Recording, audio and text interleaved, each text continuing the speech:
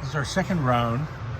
We had a little interruptions before, dogs running in, chickens screaming, and cats crawling around. So I have a really interesting story to share with you. The story of the artist and the crow. And it's a story of really figuring something out that was important and turning it into art. And I happen to love it, and it's an interesting story. So, and here's the author of it right here. And she's going to tell it better than I would tell it. So we did a video once before, but this is my fabric painting of, it's actually about the tree as much as it's about the crow, as much as it's about the bird.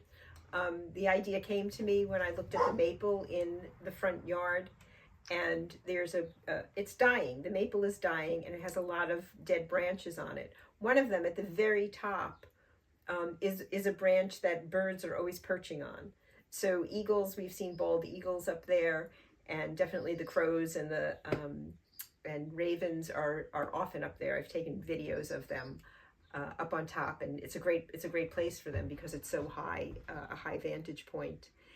So I was looking at the tree, and I was thinking how this tree is dying, and yet it has so much life in it, and it supports these birds. It gives them a place to perch, and there's holes in the trees from the woodpeckers that other birds and animals live in. There's insects, tons of insects that live in the tree, and I wanted to that old dying tree idea. And so I did a quick sketch of it and came up with the bird on top of the tree. And when I was looking at the tree, because of the color of it, I thought, oh, it would be perfect in doily. So I used doilies to create the tree. This is an old, the holes in the tree is an old cross stitch that was all shredded and falling apart. And the crow is made out of different pieces of fabric. You had trouble with the crow. I had trouble with the crows, especially with the eye, but I got it down. It took me a while to get that eye right. But that's embroidered with a bead. And then I made the whole crow and realized he didn't have any tail feathers, so I had to make some tail feathers. There's this nice old piece of lace with crescent moons in it along the top. And the last thing that I'm working on now is the green that is underneath that branch from the tree, because the tree still has parts of it alive. And it just looked too dead. And it's not about being dead. It's about, dying and being alive, and what comes from this dying tree. And so I wanted to have some green. And I have this great old quilt top that I was looking through my stuff, and I thought it's the perfect color, it's the perfect shape. I'm going to make this work. So this is appliqué, hand appliqué. You can see all the, I don't know if you can see all the small stitches.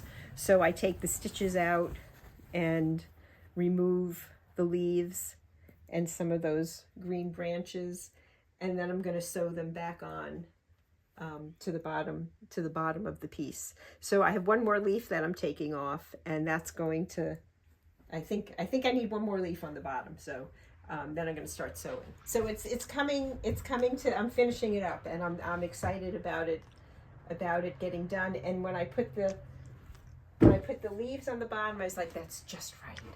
It's just right. Well, it's a beautiful story, and I love the way you're telling it, and I love how this has evolved. It's terrific. I think we should wrap this up because it's just good. I want to mess it up if I keep talking. But I would like to just show the maple tree. Oh, sure. Come on out. I think this week can be perfect. And so you're not going to be able to see the branch because of all the leaves, but you can see. You might be able to see it. Come on out. These are the dogs I had to chase out in the first round. So it's this tree. You see the branch is now very covered in leaves. Bud's very excited. You can see how the tree is dying, Yeah. but it's still very much alive. And this is way at the top, right? Way at the top. I don't know if you can see it. It's like way at the top, the branch that inspired me. So that's it. Yeah, it's an homage to that tree too, and to how trees give life even as they're dying. Well, it's beautiful. Thank you. Thank you. I really enjoyed it.